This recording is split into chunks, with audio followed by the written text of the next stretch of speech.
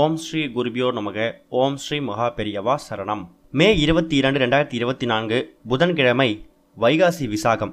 முருகன் கோவிலுக்கு இந்த 3 பொருட்களை நீங்கள் கட்டாயம் வாங்கி கொடுக்கணும். அப்படி செய்யறது மூலயமா உங்கள் குடும்பத்தோட நிலைமை தலைகீழாக மாறும். வைகாசி விசாகம் அப்படிங்கிறது முருகப்பெருமான் அவதரித்த திருநாள் அப்படிங்கிறதால அந்த நாளில் விரதம் இருந்து வழிபடக்கூடியவங்களுக்கு பல வரங்கள் கிடைக்கும். இந்த நாளில் முருகப்பெருமானுக்குரிய கந்தசஷ்டி கவசம், திருப்புகழ், கந்தர் அலங்காரம், கந்தர் அனுபூதி இது மாதிரி பாடல்களை பாடுறது மூலயமாவும் படிக்கிறது மூலயமாவும் முருகப்பெருமான அருள் நமக்கு பரிபூர்ணமாக கிடைக்கும். வைகாசி விசாகம் விரதம் இருந்து வழிபட முறையை பற்றியும், முருகன் கோவிலுக்கு என்ன விஷயத்தை வாங்கி கொடுத்தா என்ன பலன் அப்படிங்கிறத பற்றியும் இப்போ பார்க்கலாம். முருகப்பெருமானுக்குரிய முக்கியமான நாட்களில் வைகாசி விசாகமும் ஒன்று. இந்த நாளில் தான் முருகப்பெருமான் அவதாரம் எடுத்ததா புராண கதைகள் இருக்குது. 27 நட்சத்திரங்கள் இருந்தாலும் அதில் கிருத்திகை அப்புறம் விசாக நட்சத்திரங்கள் முருகப்பெருமானுக்குரிய முக்கியமான விரதம் இருக்கக்கூடிய வழிபடக்கூடிய நாட்கள். சொல்லப்போனால் சிவபெருமானோட நெற்றிக்கண்ணிலிருந்து வந்திருக்கக்கூடிய ஒளி கதிர்கள் மூலயமா விசாக நட்சத்திரத்தை அன்னைக்கு தான் முருகப்பெருமான் அவதரிச்சிருக்காரு. வைகாசி மாதத்தில் வரக்கூடிய பௌர்ணமி திதியும் விசாக நட்சத்திரமும் சேர்ந்து வரக்கூடிய நாள் வைகாசி விசாகம். இந்த வருஷம் வைகாசி விசாகம் மே 22ஆம் தேதி காலையில் 8:17 மணிக்கு ஆரம்பித்து மே 23ஆம் தேதி காலையில் 9:43 வரைக்கும் இருக்குது. ஆனால் மே 22ஆம் தேதி நாள் முழுக்க விசாக நட்சத்திரம் இருக்கிறதால அன்னைக்கு தான் நீங்கள் வைகாசி விசாகத்துக்கான பூஜை முறைகளை செய்யணும். அன்னைக்கு பல முருகன் கோவில்களில் ரொம்ப விசேஷமாக இருக்கும். பால் குடம் எடுப்பாங்க, காவடி எடுப்பாங்க.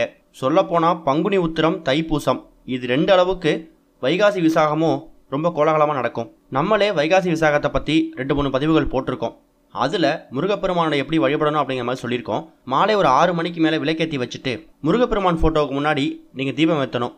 அதுவும் குறிப்பாக கந்தர் அப்பம், வீட்டில் அப்பம் அப்படின்னு சொல்லக்கூடிய ஒரு இனிப்பு பண்டத்தை செஞ்சு முருகப்பெருமானுக்கு நீங்கள் படைக்கணும். அது கூடுதல் சிறப்பு.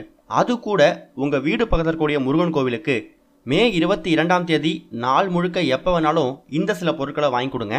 உங்கள் வீடு பக்கத்துடைய கோவில்களில் அபிஷேகம் எப்போ நடக்கும் அப்படின்னு கேட்டுட்டு இந்த 3 பொருட்களை வாங்கி கொடுக்கணும்.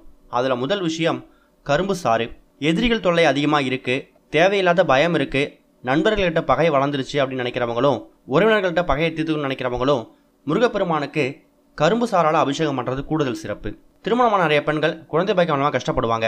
அப்படிப்பட்டவங்க முருகன் அவதரித்த வைகாசி விசாகத்தை அன்னைக்கு இளநீரை நீங்கள் வாங்கி கொடுக்கறது கூடுதல் சிறப்பு. தொழிலில் முன்னேற்றம் ஏற்படணும், வியாபாரத்தில் லாபம் கிடைக்கணும், வீட்டில் செல்வங்கள் அதிகமாகணும் அப்படின்னு நினைக்கிறவங்க முருகப்பெருமானுக்கு கோவிலில் அபிஷேகத்துக்கு சந்தனம் வாங்கி கொடுங்க. பால், பன்னீர் இது எல்லாமே உங்கள் தனிப்பட்ட விருப்பம். ஆனால் கட்டாயம் இந்த 3 பொருட்களில் ஏதாவது ஒரு பொருளையாவது வாங்கி கொடுக்க முயற்சி பண்ணுங்க. முருகப்பெருமான் அவதரித்த வைகாசி விசாகத்தன்னைக்கு நீங்கள் அவருக்கு பிடிச்ச சில விஷயங்களை பண்ணும்போது அவரோட அனுகிரகம் உங்களுக்கு பரிபூர்ணமாக கிடைக்கும். ஓம் ஸ்ரீ குருபியோ நமக. ஓம் ஸ்ரீ மகா பெரியவா சரணம்.